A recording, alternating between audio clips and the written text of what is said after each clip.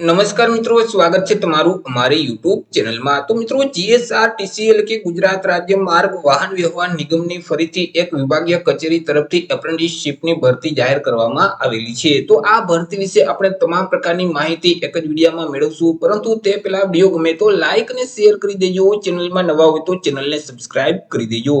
તો ચાલો મિત્રો, વિડીયોની શરૂઆત કરીએ। મિત્રો, આ જે ભરતી છે તે ગુજરાત રાજ્ય માર્ગ વાહન વ્યવહાર નિગમની રાજકોટ વિભાગીય કચેરી તરફથી જાહેર કરવામાં આવેલી છે। મિત્રો, ગુજરાત રાજ્ય માર્ગ વાહન વ્યવહાર નિગમની જે વિભાગીય કચેરી રાજકોટ છે, તે સિવાય રાજકોટ વિભાગ અંતર્ગત જુદા જુદા જે કેન્દ્રો છે એટલે કે અલગ અલગ જે ડેપાઓ છે, તે ડેપા ખાતે મિત્રો એપ્રેન્ટિસ એક્ટ 1961 અંતર્ગત જે જગ્યાઓ ખાલી છે તે જગ્યાઓ ભરવા માટે લાયકાત ધરાવતા ઉમેદવાર પાસેથી અરજીઓ મંગાવવામાં આવેલી છે। તો સૌથી પહેલા આપણે ચર્ચા કરી લઈશું કે કઈ કઈ પોસ્ટ છે।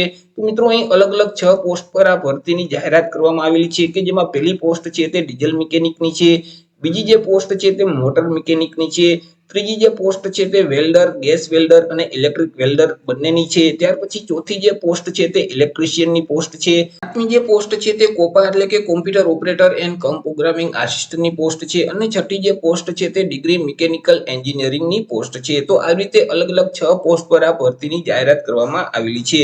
ચર્ચા કરી લઈએ આપણે એજ્યુકેશન ક્વોલિફિકેશન એટલે કે શૈક્ષણિક લાયકાત વિશે। અરજી ફોર્મ ભરવા માટે ઉમેદવારની શૈક્ષણિક લાયકાત શું હોવી જોઈએ? તો અહીં મિત્રો, જે ડીઝલ મિકેનિક છે, મોટર મિકેનિક છે, વેલ્ડરની પોસ્ટ છે અને ઇલેક્ટ્રિશિયનની પોસ્ટ છે, તો આ 4 પોસ્ટ માટે જે ઉમેદવારની શૈક્ષણિક લાયકાત છે તે ઉમેદવારોએ કોઈ પણ સરકાર માન્ય બોર્ડમાંથી ધોરણ 10 ની પરીક્ષા પાસ કરેલ હોવી જોઈએ અને સાથે સાથે આઈટીઆઈમાં જે તે ટ્રેડ છે તે પાસ કરેલ હોવો જોઈએ।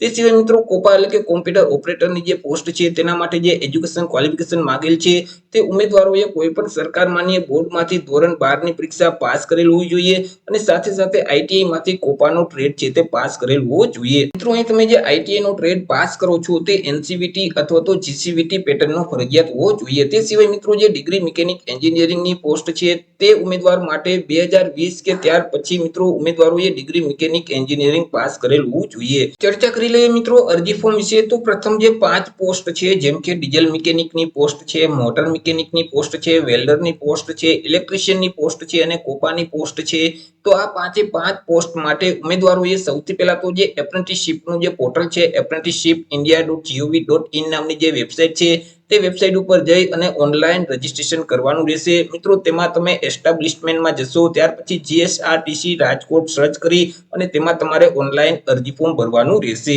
સિવાય મિત્રો, જે છઠ્ઠી પોસ્ટ છે એટલે કે ડિગ્રી મિકેનિક એન્જિનિયરિંગની પોસ્ટ છે, તે ઉમેદવારોએ જે નેશનલ એપ્રેન્ટિસશિપ સ્કીમનું જે પોર્ટલ છે તે પોર્ટલ ઉપર જઈ ઓનલાઈન રજીસ્ટ્રેશન કરવાનું રહેશે। અને મિત્રો, તમામ પોસ્ટના ઉમેદવારોએ ઓનલાઈન રજીસ્ટ્રેશન કર્યા પછી તેની પ્રિન્ટ કાઢી લેવાની રહેશે, હાર્ડ કોપી કાઢવાની રહેશે। તે હાર્ડ કોપી સાથે તમામ શૈક્ષણિક લાયકાતના ડોક્યુમેન્ટ જોડવાના રહેશે અને વિભાગીય કચેરીની જે મહેકમ શાખા આવેલી છે ત્યાં જઈ અરજી કરવાની રહેશે।